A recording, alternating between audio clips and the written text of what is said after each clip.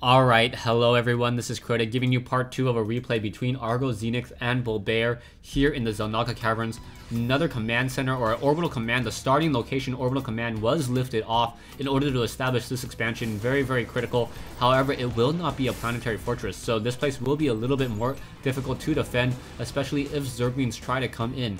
Production-wise, we now see more Mutalisks and some Infestors coming in, and now the level 2 Zerg attack upgrades.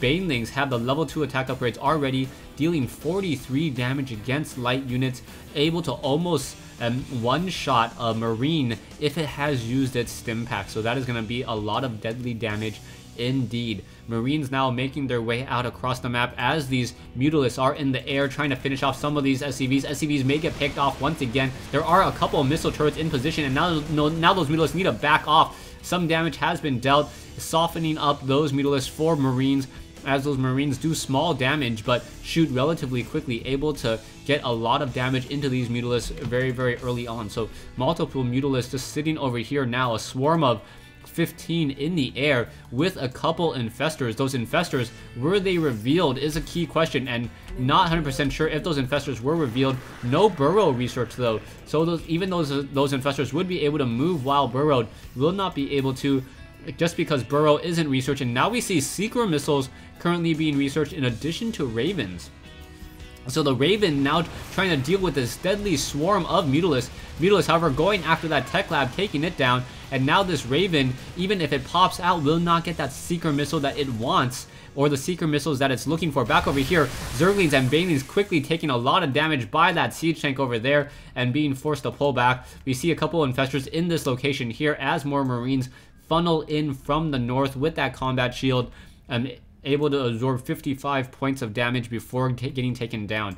Argos Xel'Naga has not taken this high yield expansion just quite yet, and a little surprised that he hasn't, as this expansion location is a place that he's almost naturally defending with this army of units. Once again, mass Mutalisks in the air trying to go after some of those barracks. Barracks may get taken down, Marines trying to come in. However, some of those Mutalisks are just going to be able to come in and pick off many of those straggling Marines. Marines taking a lot of damage so far, as more Marines now simply try to file in and now unable to deal with this army of Mutalisks that are still in the air. Perhaps additional reactors will be placed down. Yes, additional reactors now being placed down, but without any Vikings, Bulbaire is going to have a very difficult time, will have a very difficult time. Vikings, even though they do not get the bonus damage onto those Mutalisks, they have a very decent range, they have decent move speed, and they deal decent damage, especially against a group of Mutalisks like this, where Argos Xel'Naga can and most likely will magic box against Thors.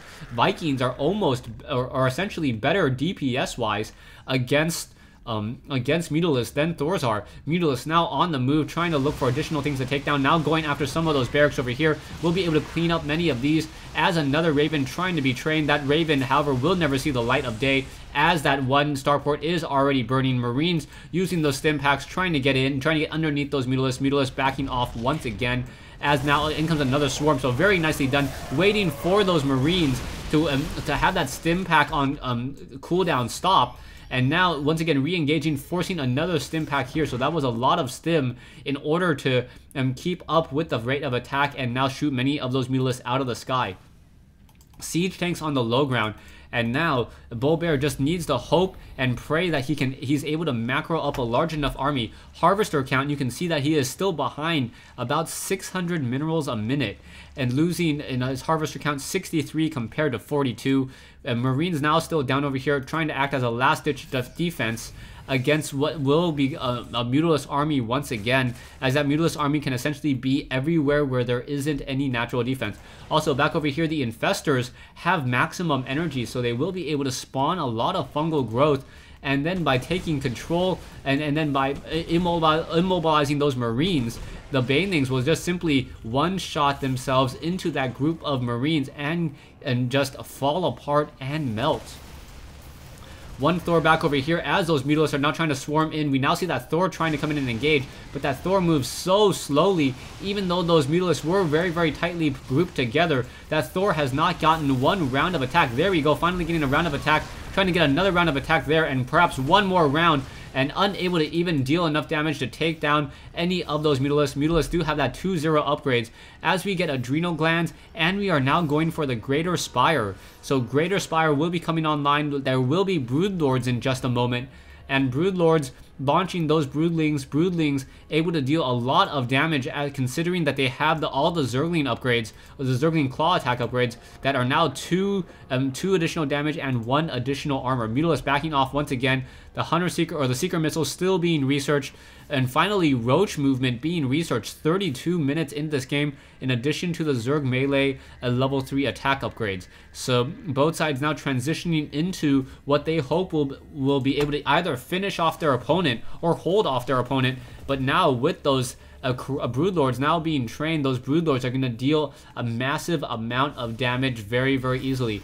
We now see one Thor coming in over here. Mutalisk now trying to look out, trying to pick off any units that are in transition. We now see a decent number of Marines over here, and now, oh, losing some of those Mutalisks to Marines, as those Marines are now getting picked off once again. A lot of Mutalisks just going after those Marines one at a time. Down they go, and now Mutalisk just finishing off the rest of this over here. Back over here, we now see a swarm of Banelings just trying to see where they can push in and out. There are also a lot of Broodlords over here, and now some Infestors. So the only unit I haven't really seen a high tier unit is the Ultralisk, or even some Ultralisk or Hydralisk. Hydralisk was considered the backbone of the Zerg army in StarCraft and Broodborg, but this is not the case. We now see the Corvid reactor. So the Corvid reactor, I believe, gives the Raven plus 25 starting energy. If I can find the starport that does, in fact, it gives the Raven that's plus 25 starting energy, so we'll be able to almost get a point defense drone up, 25 energy short and 50 energy short of that Raven. So Siege Tanks once again on the move as a swarm of Mutalisks now come in over here, now going after those reactors. We'll be able to pick off once again many of these buildings, and the production of Bulbaire is just having so many problems. One Marine able to somehow shoo away an army of Mutalisks as these Ravens are now just on the move. Those Ravens want to get a lot of splash damage, and in comes a fungal growth. And is this Raven going to be able to deal any damage? No, those Banelings simply melting that army right there. I gotta show that to you one more time. All those mass Marines now coming in, and now boom, fungal growth. Mutalisks now will be able to come in, and now those Zergians simply come in, melt away that Marine army, and now down this army goes. The Banelings don't even care that they do not deal bonus damage against any of those units. We now see a couple of Ravens. Those Ravens, however, were able to get some damage in, as those Ravens were also able to shoot some of those Seeker missiles, but now in come those Broodlords. Broodlords with those Broodlings. Broodlings do have decent upgrades, level 2-1 upgrades, and now Bulbaire says WW, which really means GG here on Xel'Naga Caverns. So really well played by Argos. Argos was significantly behind economically against Bulbaire throughout much of the first half of the first video.